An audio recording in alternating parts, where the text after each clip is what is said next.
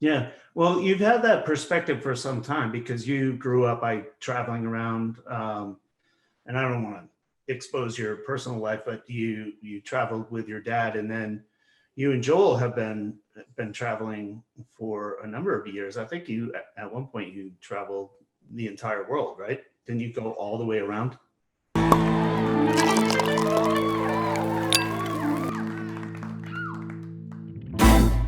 Oh, we've done that, yeah, a few times. We did that most recently actually with our 3-year-old, and we took her. We had a wedding in Norway and a wedding in New Zealand. So we just kind of went and did the whole route. Yeah. But yeah, no, I grew up a third culture kid, as they would say. So, and it is definitely, um, I have always found it useful because like I always use this example. I remember when I lived in Moscow for a while, and I went to go see the tomb of Lenin, and to see Stalin and all that, And there's the queue, right? Is this massive line, mostly of Chinese people, and I get there, and you see the embalmed purple body. It's sort of Yeah, for weird. 78 years or something. Yeah, it's really strange. Yeah, and you're like, Lenin wasn't a particularly good-looking guy in the first place. I don't know why they had to keep.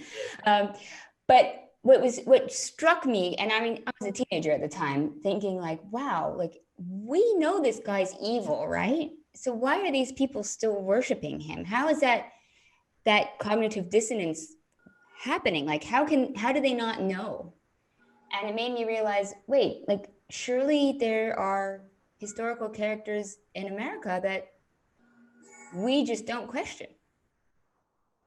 We grew up with them, we venerate them, and when you really look at them again, you're like, how good was, you know, Abraham Lincoln? Was that a just war, really? Yeah. It Well, makes you. I feel like the perspective that you gain from traveling and all that kind of stuff allows you to have that uh, dissonance yourself. So you have dissonance with Moscow. Like we grow up with that. The Americans do. We're like, those are bad people. Why can't they see it? But do you feel like having been independent for a long time, that you can see our historical perspective objectively? I mean, I'm not a historian of precise knowledge of U.S. history, so I feel like I would have to really study it to be like truly objective. But I'm just saying that that it makes you question things. Like I guess the most important thing is to question the validity of just about everything.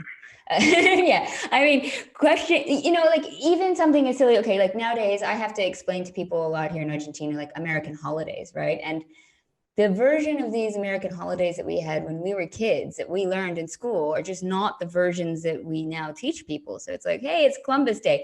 Okay, let me give you 5, caveats, some throat clearing, and then I can tell you what I was told, and then tell you what. Down the statue. Yeah, exactly. Okay, well, welcome is Thanksgiving. Okay.